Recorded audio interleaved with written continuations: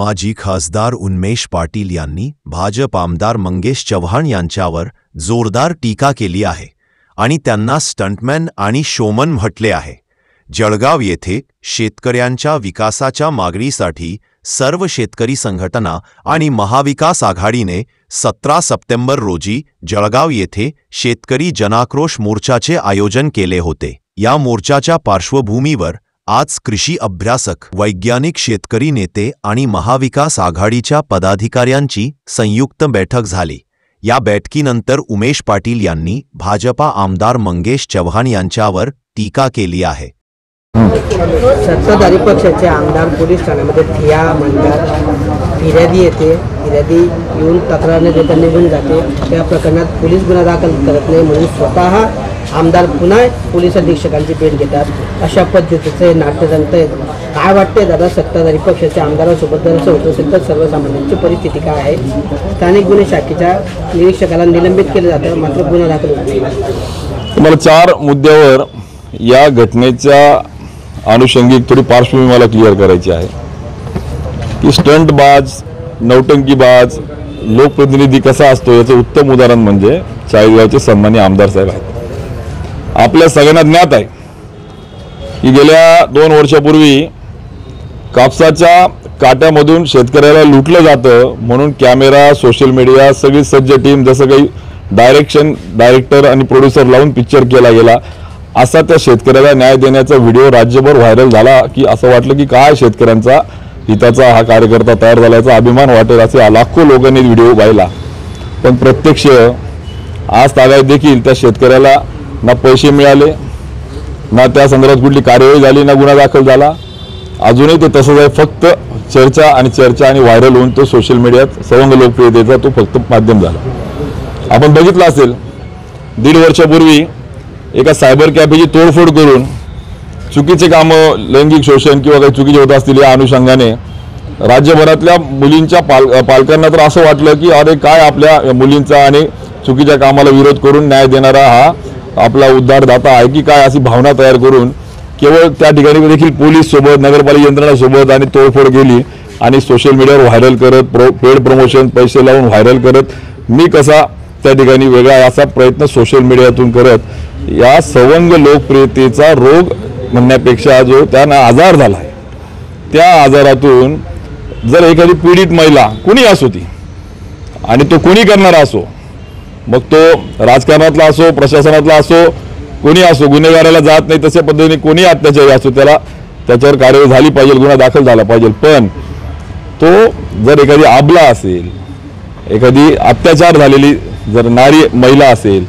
एका बाजूला तुम्ही स्त्री शक्तीचे गोडवे गातात आणि तिला तुम्ही डीपीडीसीच्या बैठकीत सांगता ये तिला बोलव रे, म्हणजे उलट जाऊन गुन्हा दाखल करून कार्यवाही होऊन त्याला शिक्षा कशी होईल याकडे लक्ष न देता लोकप्रियतेतून माझी सवंग लोकप्रियता आणि मी कसा त्या ठिकाणी नौटंकीबाज आणि त्या ठिकाणी माझा स्टंटबाज मी कसा वेगळा असं दाखवून जो प्रयत्न आणि जो आजार त्यांना झाला, या आजारातून बाहेर आणण्यासाठी देखील प्रयत्न करावे लागतील, कारण की या आजारातून प्रचंड नुकसान होते।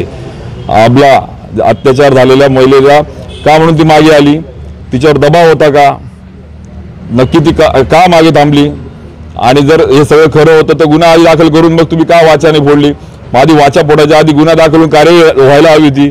मग तुम्ही तसं न करता आधी तुम्ही मीडियामध्ये तुम्ही दिलं, म्हणजे तुम्हाला प्रसिद्धी फक्त घ्यायची होती का, तुम्हाला फक्त स्टंट करायचा होता का, असे अनेक प्रश्न येत आहेत। आणि या पलीकडे जाऊन 4 दिवसापूर्वी 1.5-2 कोटी रुपयाची चर्चा जी आम्ही ऐकतोय, एखाद्या कार्यालयातून चोरी होत असेल लोकप्रतिनिधीच्या चाळीसगावच्या सारख्या ठिकाणी, तर मला असं वाटतं अंत्योदय नाव, बरं मी सुदैवाने भाजपात राहिलो म्हणून मला माहिती आहे, अंत्योदय म्हणजे गरीबातला गरीब, जो दीनदयाळ उपाध्यायांनी भाजपा स्थापनेच्या मागे विचार ठेवला होता, ते नावाच्या कार्यालयामध्ये कोट्यवधी रुपयाची त्या ठिकाणी येतात कसे, ते 1.5 कोटी 1 कोटी लाखो रुपयाची रोकड येतेच कशी, आणि ती येते तर द्यावा ते पैसे कुठून आले, कसे आले, मग ते अंत्योदय कार्यालय आहे का व्यापाराचं कार्यालय, एक तर मग अंत्योदय नाव बदलून टाका, कशाला दीनदयाळ उपाध्यायांचा अपमान करतात।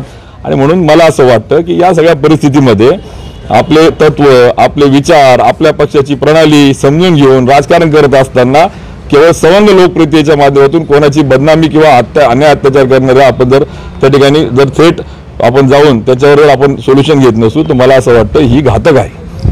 आहे देवेंद्र फडणवीस यांच्याकडे आणि कुठले तरी त्यांच्याच पक्षाचे आमदार जे आहेत तर कुठेतरी पोलिसांवर आक्षेप करताना पाहायला मिळतात. कुठेतरी देवेंद्र फडणवीसवर हा गालबोट लागला पाहिजे. मला असं वाटतं की मंगेश चव्हाण आमदार साहेब आमचा यांचा गृहमंत्र्यांवर विश्वास राहिलेला नाही आहे आणि त्यामुळे ते वारंवार गृहमंत्री देवेंद्र फडणवीस साहेबांवर त्या ठिकाणी आरोप करत असतात, त्यांच्यावर आक्षेप घेत असतात, त्यांच्या कार्यशैलीवर ते ताशेरे ओढतात अप्रत्यक्ष. कारण की ज्या पद्धतीने गुन्हा दाखल होत नाहीये, आम्ही सांगतोय बघा ते सांगतायत DPTCत बोलावं लागतं, एखाद्या आमदाराला एवढा आक्रोश करावा लागतोय, 4 तास ठिया करावा लागतोय, याचा अर्थ त्यांच्या गृहमंत्र्यांवर त्यांचा विश्वास राहिलेला नाहीये. आणि दुसऱ्या बाजूने चाळीसगावला 2 महिन्यापूर्वी असंच पॉस्कोच्या गुन्ह्यामध्ये PIची ज्यावेळेस ट्रान्सफर झाली तो PI तुम्हीच आणायचा आणि तुम्हीच त्याचा स्टंट करायचा, ट्रान्सफर करायचा. अरे ठीक आहे ना, अन्याय अत्याचार गुन्हा दाखल झाला पाहिजे, त्याबद्दल कोणाचं दुमत नाहीये, त्याबद्दल राजकारण पण करायचं नाहीये. पण तुमच्या गृहमंत्र्याविषयी तुमची जर त्या ठिकाणी हरकत असेल, तुमच्या गृहमंत्र्याच्या कार्यशैलीवर जर प्रश्न असेल तर मला असं वाटतं गृहमंत्र्यांनी त्या ठिकाणी राजीनामा दिला पाहिजे. आपल्या पक्षाचे आमदारच अविश्वास दाखवत आहेत, एका जिल्ह्याचा LCB PIवर दाखवतात, एका तालुक्याच्या PIवर आक्षेप घेतात. म्हणजे जर सत्ताधारी पक्षाच्या नेत्यांचा, आमदारांचा, मंत्र्यांचा, अप्रत्यक्ष गिरीश महाजनांचा जर देवेंद्र फडणवीसांवर जर विश्वास नसेल तर त्यांनी तात्काळ राजीनामा दिला पाहिजे. नाही तर मग देवेंद्र फडणवीस यांच्या एकतर मग यांचा विचार करत नाही का काय, यांच्या विचाराला देत नाही काय, बालिश बुद्धी म्हणून दुर्लक्ष करता की काय, नक्की याच्यातलं खरं काय हे पुढे आलं पाहिजे. आणि नाही तर तिसरं मग पोलीस प्रशासनाचं राजकारणाचा अड्डा करून त्या प्रशासनाला अकार्यक्षम करायचा त्यांनी हेतू लावलाय काय. अरे 20 SP मेरिट दिलेल्या पोलिसांच्या बदल्या करायच्या, मग कोण कायदा सुरक्षा करेल.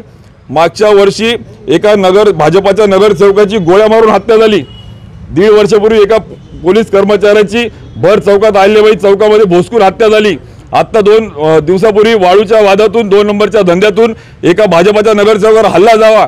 मग या सगळ्या संदर्भात पोलिसांना काम करू द्यायचं नाही, गृहमंत्र्यांवर अविश्वास दाखवायचा आणि मग केवळ आक्षेप आणि सवंग लोकप्रियतेतून मीडिया. म्हणजे मला असं वाटतं की जामनेरचे आणि चाळीसगावचे लोकप्रतिनिधी यांचा एकतर देवेंद्र फडणवीसांवर विश्वास राहिला नाही किंवा देवेंद्र फडणवीस यांना त्या ठिकाणी बालिश बुद्धी म्हणून गांभीर्याने घेत नाही का काय. आणि तिसरं पोलिसांना त्या ठिकाणी दबावाचं राजकारण करत बावलं करून जिल्ह्याची कायदा सुव्यवस्था त्या ठिकाणी पूर्णपणे होरपळली हे चित्र आज जिल्ह्यात बघायला मिळतंय.